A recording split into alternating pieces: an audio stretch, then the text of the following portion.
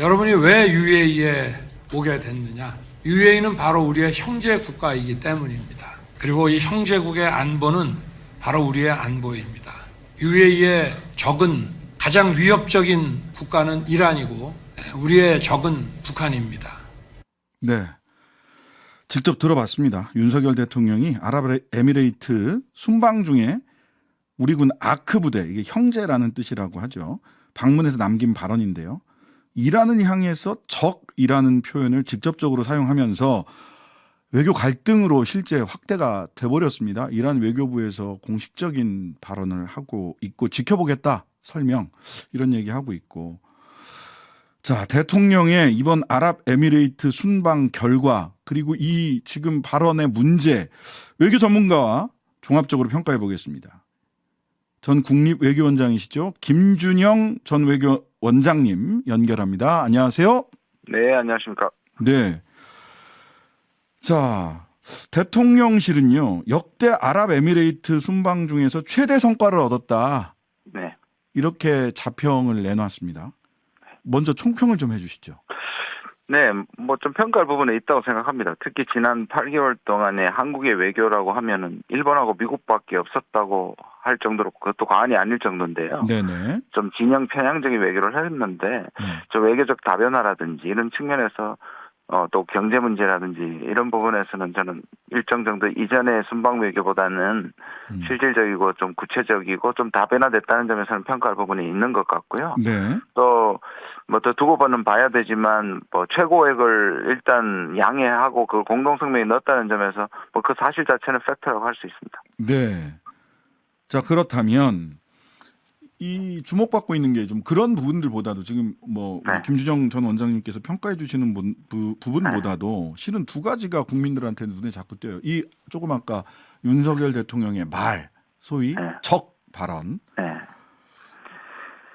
그러니까요. 이건 전혀 적절치 않은 거고요. 예. 앞에서 말씀드린 실리 외교를 하면서도 여전히 대통령은 여전히 세상을 반으로, 그러니까 흑백론이나 또는 적과 아군, 예. 그다음 선악의 개념으로 이렇게 나눠서 보는구나.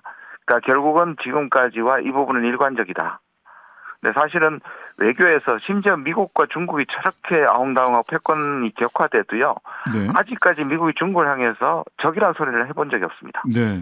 그러니까 뭐냐면 이제 처음에 위협이라고 얘기했다가 네. 최근에는 이제 직접적 위협이다, 수정주의 세력이다, 이렇게 눌러서 그렇죠. 얘기하거든요. 네. 그런데 이란하고 우리가 철천지 원수도 아니고 그런 점에서 이거를 또 이거는 기본적으로 지금 UAE하고 이란이 관계를 개선하는 측면에서 그렇죠. 팩트도 안 맞고요. 예. 외교적인 언사를 할 때는 그거를 직접적으로 이렇게까지 독하게 표현하는 거는 정말 원수한테나 쓸 수 있는 말입니다. 오히려 북한식 화법이라고 하는 게 맞는 것 같아요. 북한식 화법에 가깝다. 예, 우리의 지금 위치라든지 국격이라든지 국력이라든지를 생각하면 이런 발언을 해서는 안 되는 거죠. 물론 그게 우리 장병들한테 하더라도 대통령의 순방 중에 하는 얘기는 다 외교적 행보입니다. 네. 자, 이란 외무부가 걱정했던 대로 공식 입장을 내놨는데 윤석열 대통령을 향해서 영어로 totally unaware, 즉 전적으로 모른다. 네. 이런 얘기. 그다음에 meddlesome, 이거를 뭐 조선일보에서는 오지랖이다 이렇게 번역을 했다가 들어오기 전에 보니까 이 헤드라인을 바꿨더라고요, 그냥. 아, 그런가요? 예. 또 뭐 불필요한 간섭, 참견 이런 단어로 직접적으로 얘기를 하면서 설명을 기다리겠다. 즉 지금까지 대통령실이나 외교부에서 내놓은 뭐 장병을 격려하기 위한 발언이었다라는 설명은 설명이라고 받아들이지 않겠다라는 거잖아요. 아니, 누가 봐도 설명이 아니죠. 너무 구차하잖아요. 네. 그 얘기로 왜 장병들을 격려하는 데서 특정 국가를 적으로 하는 게 그게 맞습니까? 저는 이란 공식적 반응은 너무나 당연한 거고요. 네. 그다음에 오히려 이란이 unaware이라고 인지하지 못한다는 말은 오히려 외교적 영어를 썼네요. 그것은 무식하거나 무지하거나라는 말인 거죠. 네. 사실 세계 정세를 알지도 못하고, 근데 저는 이란도 이란이지만 네. 말은 못하지만 UAE가 굉장히 곤란할 거라고 생각합니다. 그러니까요. UAE는 저게 우리를 돕는 얘기가 아니잖아요. 우리를 그렇죠. 격려하는 얘기도 아니고 음. 오히려 저 얘기를 해서 이란과 UAE가 우리 국제사회에서 오히려 적처럼 보이는 지금 관계 개선 중인데 그야말로 불필요한 얘기였다라는 생각합니다. 이거는 정말 외교적으로 큰 실수를 한 겁니다. 예. 매들섬 이거 어떻게 번역해야 됩니까? 조선일보 이게 번역이 이제 맞나요? 오지랖? 저는 처음에 했던 게 맞는 것 같습니다. 오지랖. 근데 이거 오지랖은 약간 주책인데 예. 저는 그 주책보다 앞서서 대통령의 최근의 행보를 보면 예. 좀 심각합니다. 세상을 이렇게 흑백론으로 보고 적으로 보면 외교라는 것은 카드를 많이 가질수록 제가 늘 표현합니다만 더하기 외교를 해야 되는데 네. 지금 빼기 외교로 계속 하고 있는 거잖아요. 네. 그러니까 우리와 나중에 어떤 상황이 될지도 모르고 외교는 변하는 건데 네. 이걸 자꾸 배제하는 방식으로 가는 게 매우 우려스럽다 이렇게 생각합니다. 그러니까 외교를 대하는 태도가 그 지금 저가로 구분한다라고 얘기를 하시는데 이게 사실은 80년대 90년대 네오콘들이 세상을 바라보던 관점이지 않습니까? 그래서 예, 정확하게 얘기하셨습니다. 그때 마니즘이라 그래서 이거 완전히 이제 둘로 나눠서 본다는 거죠. 네, 친구 아니면 적. 친구 아니면 적. 너는 친구 나의 미국의 친구냐 아니냐를 선택해라. 친구가 아니라면 너는 적이다. 라고 네오콘들이 세상을 그렇게 갈라치기 했었잖아요. 이미 다 지나간 건 줄 알았는데 대통령이 지금 이 시점에서 그런 네오콘적인 세계관, 안보관을 가지고 있다는 거. 이거 어떻게 저희들이 받아들여야 됩니까? 그러니까 이게 단순한 말실수가 아닌 게 아까도 그렇게 실리적인 경제 외교를 하면서도 이 얘기를 하는 것은 네. 대통령의 세계관이 지금까지 8개월의 일관성이 더 있는 거죠. 네. 사실 그 단순한 이게 옥의 티가 아니고 이 네. 전체를 오히려 전체의 의미가 사라질 수 있을 정도의 사고 자체가 조금 문제가 있다고 저는 봅니다. 네.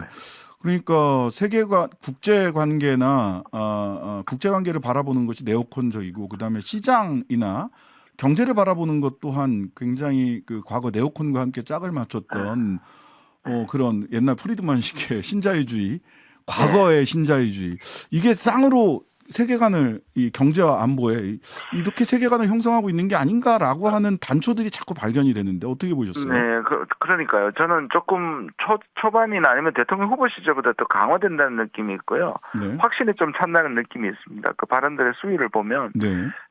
꼭 대외 정책뿐만 아니라 내부적으로 이제 소위 말하는 좌파 척결이라든지 네. 그다음에 그게 그대로 대외 정책에서는 진영을 나누는 거거든요. 네. 이게 점점 굳어진다. 그런데 사실 우리는 개방형 통상국가이고 네.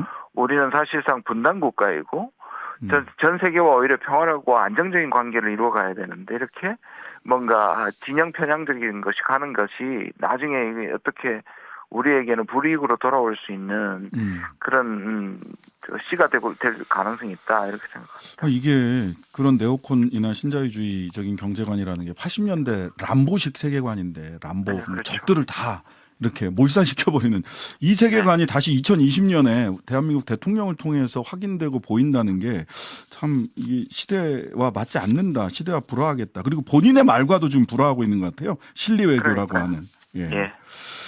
자, 아까 그 공동성명 명시가 됐어요. 300억 달러 투자란 내용이 공동성명에 명시가 되면서 과거에 그 뭐 MOU 체결했다가 MB 시절에는 뭐 한 71건 MOU 체결했다가 실제로 성사된 게 한 건밖에 없어서 혹시 이것도 그냥 그런 식으로 MB 때처럼 이렇게 꿈만 창대하게 꾸는 거 아니야? 이런 걱정도 좀 있습니다. 이건 어떻게 보셨어요?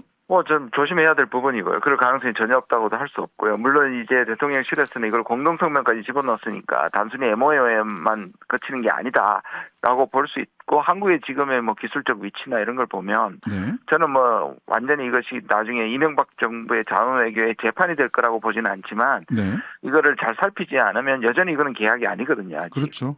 그 상황을 주시해야 되고 디테일을 굉장히 많이 봐야 한다.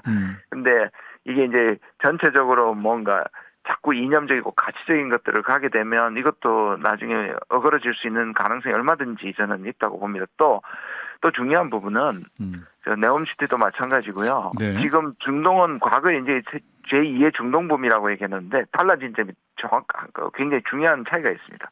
그때는 이렇게 확실하게 돈을 우리한테 주고 미리 투자를 하고 그 돈 안에서 우리가 공사를 하는 거였습니다. 대금을 지불하는 형식인데 지금의 중동은 투자 위험까지 같이 지게 하는 겁니다. 무슨 말씀이냐 하면 우리가 그 프로야구 선수나 프로 선수들이 연봉 계약을 할 때 네. 확정 금액을 그러니까 이분이 나중에 못하더라도 보전 금액이 있잖아요. 보장 금액이 보장금 있는 방식이 옛날이라면 네. 지금은 성과를 보겠다는 것이고 리스크도 같이 지라는 거죠. 그러니까 중간에 뭐 이렇게 이닝을 얼마나 하거나 몇 게임을 놔야 주겠다 이런 것들처럼 네. 향후에는 사우디도 그렇고 UAE도 그렇고 우리가 리스크도 질 수 있다는 걸 생각하고 가야 된다. 그 부분이 중요하고 저쪽에서도 손익 계산을 다 따져서 나중에는 투자 조건을 바꾸는다든지 계약 당시에는 네. 이런 것들을 얼마든지 가능성이 있기 때문에 이거를 그냥 소프트 마니처럼 우리한테 300억을 그냥 얹어주는 것처럼 선전하거나 그렇게 받아들이면 곤란하다고 생각합니다. 사실은 거의 뭐 그 동업하는 것처럼 돈 벌면 나도 같이 벌고 있습니다. 그렇게 바뀌고 있습니다. 네네. 네네네네 알겠습니다. 원화청 관계라든지 돈을 주고 소프트머니라고 표현을 하시는데 그런 게 아니다 요즘은. 네. 이건 마음대로 우리가 쓸 수 있고 보장된 금액이 아니다 이렇게 보셔야 될 것 같습니다. 네. 자 오늘 이거 주목하는 뉴스가 그렇게 많지는 않았는데 요거 하나 여쭤볼게요. 오늘 김성한 국가안보실장이 현지에서 브리핑을 했는데 여기서 양국 관계의 중요성과 잠재력에도 불구하고 지난 5년간은 즉 문재인 정권 동안을 얘기하는 거겠죠. 네네. 탈원전 정책 등으로 인해서 한국과 아랍에미레이트 관계가 가시적 진전을 보기 어려웠던 것이 사실입니다. 이렇게 얘기를 했어요. 네, 근데 부분적으로는 탈원전 정책이 좀 전격적으로 진행되는 부분에 대해서 하나의 걸림돌이긴 했지만요. 그렇다고 해서 그게 한 UAE 관계를 뭐 중간에 못하게 했다는 정도는 아니고요. 저는 이 정부가 전반적으로 아직도 이것조차도 전 정부하고 자꾸 비교하는 것은 적절치 않다고 보고요. 왜냐하면 특별한 전략적 동반자라는 게 사실상 문재인 정부 때 있었고요. 그다음에 각자의 국내 정치의 타이밍 같은 게 있었고 이게 소위 말하는 리베이트 문제도 있고 이런 것들이 다 존재했었거든요. 그걸 오히려 이 부분에 있어서 반대로 또 장기적으로는 탈원전으로 가는 게 맞고요. 그다음에 또 저쪽에서는 지금 대체 에너지를 얘기하고 있잖아요. 석유를 생산하는 세계 6위의 국가가 장기적으로는 기후변화와 또 대체 에너지를 얘기한다면 이 자체를 또 너무 지나치게 다시 원전으로 돌아가는 건 또 바람직하지 않거든요. 그렇게 보면 그런 비교를 통해 가지고 하는 건 적절치 않다고 보여집니다. 네. 그렇습니다. 사실 특별 전략적 동반자 관계로 격상시킨 것은 문재인 정부 시절이고 맞습니다. 네. 공동성명 보면 이 특별 전략적 동반자 관계를 보다 더 강화한다 이런 쪽으로 공동성명이 나왔기 때문에 지난 5년 탓을 하는 것이 이게 사실에 입각한 것인가라는 질문을 사실 그 현장에 있는 기자들도 묻더라고요. 자, 그러니까 외교라는 거는 뭔가 진영을 나누지 말고 이전 정부하고 절면하지 말고 이전 정부에 한 것을 잊고 더 개선시키고 잘해나가겠다 이런 식으로 가는 게 맞죠. 네. 자, 아랍에미레이트 순방외교 관련돼서는 여기까지 얘기를 하고요. 연결이 됐으니까 요거 좀 여쭤보겠습니다. 지난 주말에 바이든 대통령과 기시다 총리가 미국에서 미일 정상회담을 열었습니다. 회담 내용 보니까 많은 평가가 일본의 군사 대국화 계획에 미국이 확실하게 힘을 실어줬다. 이렇게 평가를 하는데 이런 평가가 적절한 평가인지 그리고 그렇다면 이 한반도 의 문제, 군사 안보적 측면에서 한반도에 어떤 영향을 미칠 수 있을지 말씀 좀 해주시죠. 보시면 미중 대결에 있어서 미국의 전략적 이익을 위해서는 한미일을 묶는 것이 그리고 미일 관계를 사실상 더 가져가는 것이 미국으로서는 이익이 되죠. 왜냐하면 미국은 멀지 않습니까? 그리고 과거와 같은 국력을 안 가진 상태에서 중국 바로 앞에 있는 자기의 믿을 만한 동맹과의 관계를 하는 것이죠. 일본은 반대로 지금의 중국의 지역 내에서 위협과 북한 위협이 있는 상황에서 미국이 허용하고 사실상 미국이 2차 대전 이후에 일본의 재무장을 막았던 것이니까 이걸 터져버리는 것이 서로의 입장이 맞는 거죠. 근데 문제는 뭐냐면 미국이 지지하고 지금까지 한미를 묶는 것이 과연 우리의 이익이 될 수 있느냐죠. 근데 우리가 미국하고는 동맹을 맺고 있는 것이 신뢰가 되지만 반성하지 않는 일본과 그것도 거의 군사 동맹으로 가는 것을 우리가 수용할 수 있느냐의 문제. 우리의 이익은 아닐 수 있다는 거죠. 그런데 지금까지를 보면 미국이 전체 그림을 그리고 우리는 그것을 적극적으로 수용하고 있고 네. 우리가 인도태평양 전략이라든지 한미일 동맹, 한미일 프놈펜 공동선언에서도 안보 협력을 확대하겠다는 거잖아요. 네네. 그러니까 우리는 그리고 미일이 저렇게 일본이 반격 능력을 하고 대국이 되는 것을 거의 용인하는 듯한 대통령이 가시기 전에 그 얘기 했잖아요. 네네. 일본 위로 북한 미사일을 날아가는데 어떡하겠냐. 이거는 두둔이거든요. 예, 재무장을 두둔했습니다. 두둔했습니다. 이게 이제 결국은 작년에 한미일 그 많은 회담에서 기자들도 대동을 안 했지 않습니까? 네네. 그 안에서 어떤 수준의 양보나 합의가 모종의 공조가 이루어졌기 때문에 사실 일본이 반격 능력 할 때도 우리는 한국의 허락을 받아야 된다는 식으로 얘기를 했지만 일본이 그 거절했잖아요. 네, 그랬죠. 그거를 우리가 다시 재반박하지 않았단 말이에요. 네. 뭔가 그때는 위장 반대처럼 보였고요. 네. 지금은 두둔을 넘어서 앞으로는 적극 지지로 돌았을까 봐 저는 이게 과연 바람직한 방향인가 싶습니다. 그러니까요. 뭔가 그 물밑에서 오고 가는 얘기가 있지 않을까라고 생각하지 않으면 그런 네. 가정이 없으면 그 소위 한국 그 위안부 문제라든지 징용공 문제도 그러니까요. 이렇게 그거와 가는 것이 마찬가지죠. 이해가 잘 안 가거든요. 그러니까 지금 가서 그때 무슨 합의를 저는 뭐 합의문까지 있다고 생각하지 않습니다. 그러나 네네. 3정상이 또는 2정상이 예. 어느 정도의 뭔가를 입을 맞췄기 때문에 적어도 네. 공감을 했기 때문에 네. 이런 것들이 지금 나오잖아요. 우리는 그 내용을 모르니까 네. 지금 나오는 현상들을 해서 거꾸로 유추하는 거잖아요. 네. 그렇게 보면 아까 말씀드린 거 이게 군사 대국화와 말씀하신 이 강제 동원 문제 해결하는 것도 네. 그런 거 없이 어떻게 이렇게 될 수 있느냐는 거죠. 예, 그러니까요. 예. 뭐 일본의 호응 내지는 일본의 선의를 가진 대응, 우리가 먼저 과거사 문제를 우리 돈으로 해결하고 나면 뭔가 일본의 호응이 있을 거다라고 하는데 그게 물밑에서 얘기 없이 진행될 수 있는 얘기인가 그러니까요. 하는 그러면 의문이 들어요. 이게 생각을 해보면 문재인 정부가 한일 관계를 망쳤다고 정의를 하면 네. 그거는 아이고, 벌써 시간이 다 됐습니다. 네네네. 예, 오늘 말씀 여기까지 듣고요. 다음엔 스튜디오로 한번 모시겠습니다. 지금까지 김준영 네. 전 국립외교원장님이었습니다. 하루 종일 기다려지는 진짜 시사. 평일 저녁 6시 5분 신장식의 뉴스 하이킥.